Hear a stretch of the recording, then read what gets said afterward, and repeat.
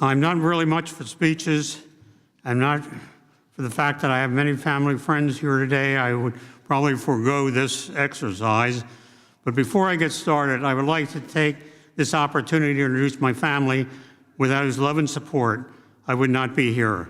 My son, Gray, and his wife, Lisa, over on the side. Tanya and her husband, Gary, my daughter, and their soon-to-be accepted great-grandson, Isaac, who's making a little bit of noise, and will probably make it during this presentation.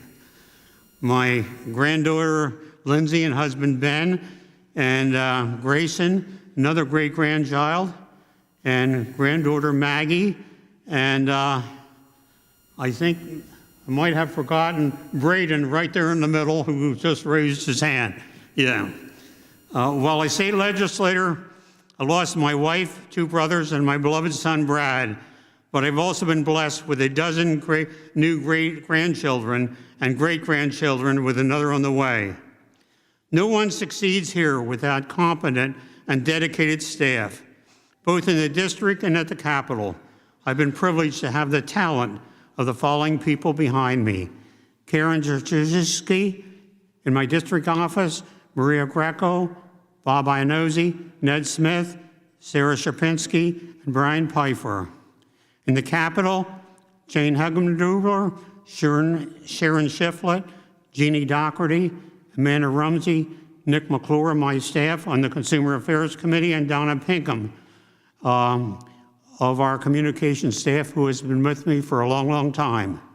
Thank you for all the work on my behalf and on behalf of the citizens of the 53rd District in Pennsylvania.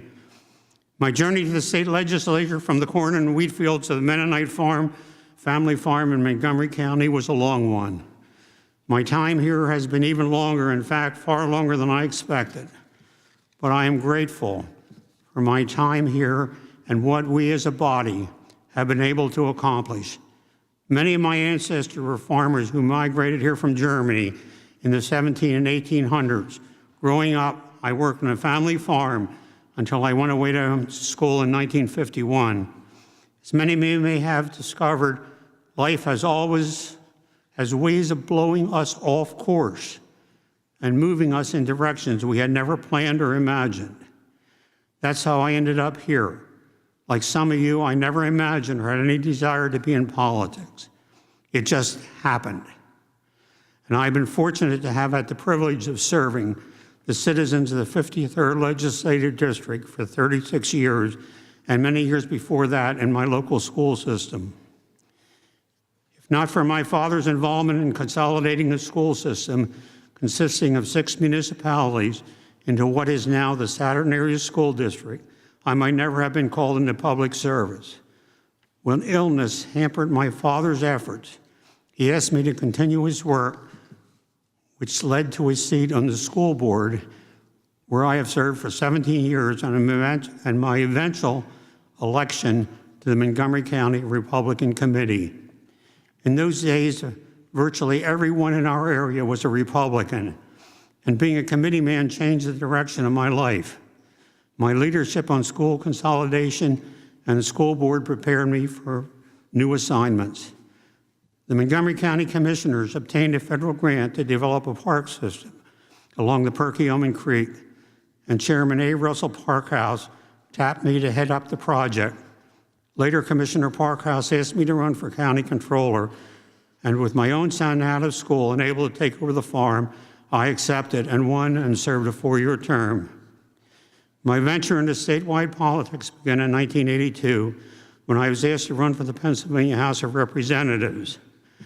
However, I was not the first choice of party leaders here in Harrisburg. In fact, aggressive attempts were made to defeat me, but by knocking on doors daily for 3.5 months in all kinds of weather, I persevered, winning my first election to the House by about 1,500 votes. Once I arrived in Harrisburg, I was greeted coolly and given a small corner office in the annex. For the longest time, I was not allowed to enter the Speaker's office. I had to stand at the door to talk to him. That Speaker was from Delaware County, by the way. I had to stand at the door to talk with him. Over time, relationships were established both here and at home and were critical to my success as a state legislator. Most of all, I'm grateful for the public's trust in me. I've never forgotten where I came from and the people who put me here, and have kept me here for 36 years. During my tenure, I have witnessed many radical changes in the way our legislative body works and how we conduct ourselves.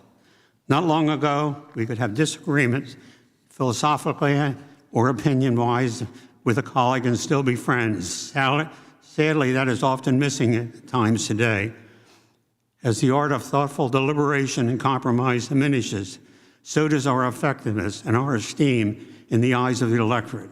We can do better. As we serve the citizens of this Commonwealth, it's important to remember that the world is not black and white, but many shades of gray. Those who soon get locked into their own views and opinions, fail to open their eyes and listen to those who disagree, may be missing the big picture and may not be giving their constituents the representation they expect and deserve. One valuable lesson I learned here is the value of relationships. I've been fortunate to have friends on both sides of the aisle.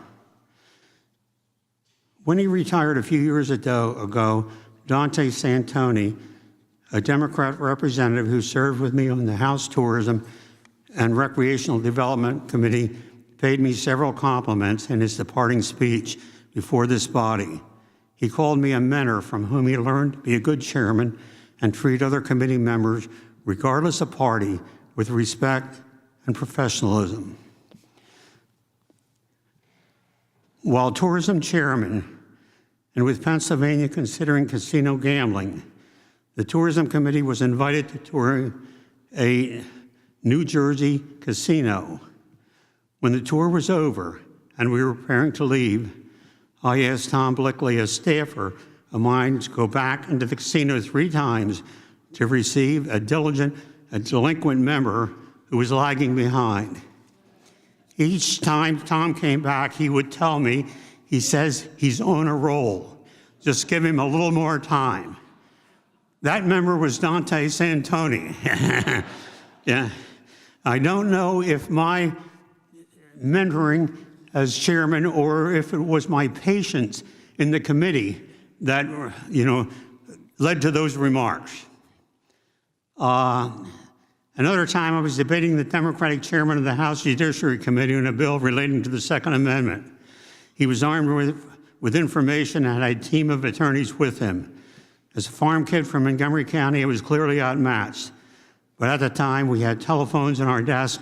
Mine rang. On the other end of the line came a familiar voice of a powerful Democratic senator who had been watching our debate from his computer.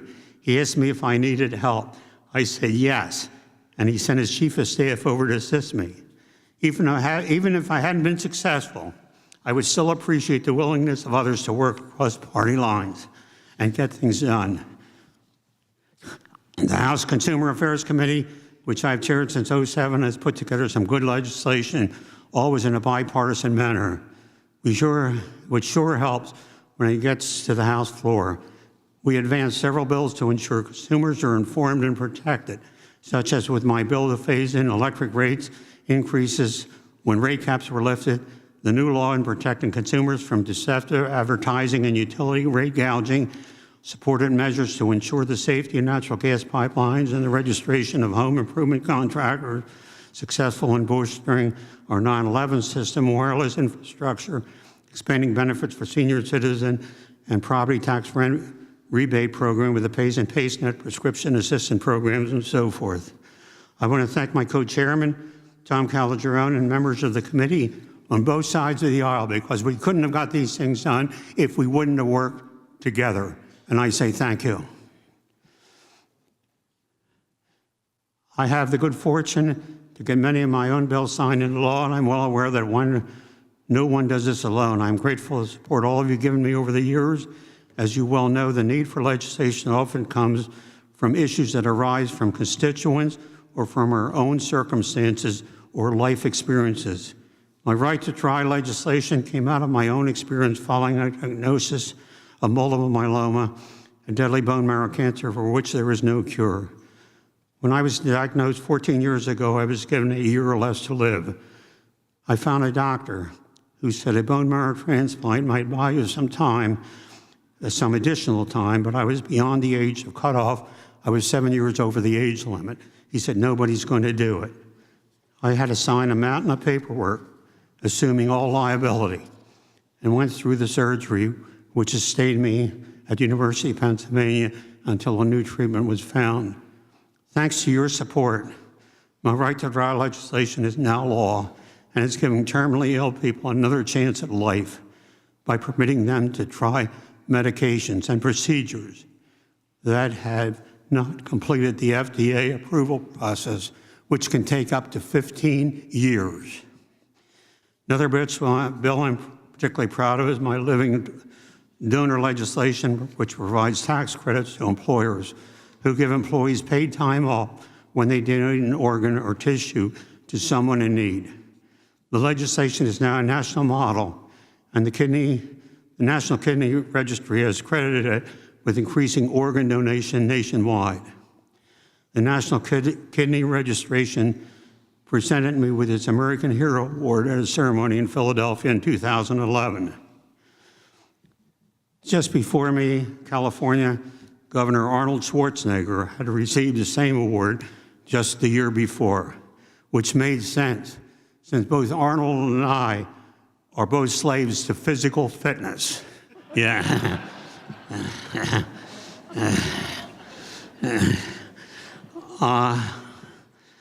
I also would like to mention that with my leaving here, when any of you ever go to the lounge, which a lot of you do, Lenny needs an awful lot of help over there. He's one of the owners of the Green Bay Packers, and they're aging. They're going up in years, and he could sure use some help. I usually give it to him when I'm here, but with me gone, he might need some additional help. I, once again, thank all of you for your friendship, your kindness, your support.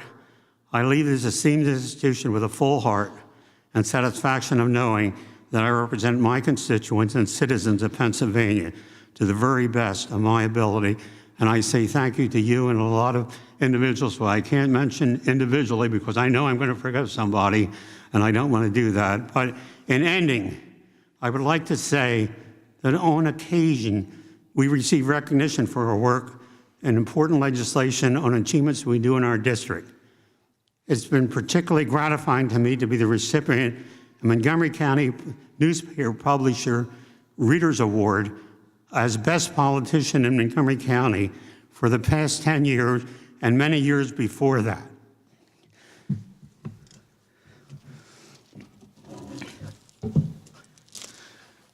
This is the award that they give out on an annual basis. My walls are full, and I have no room, so I can say that with any luck and all due respect, with my retirement, may give Kate Harper a shot at it next year. Thank you.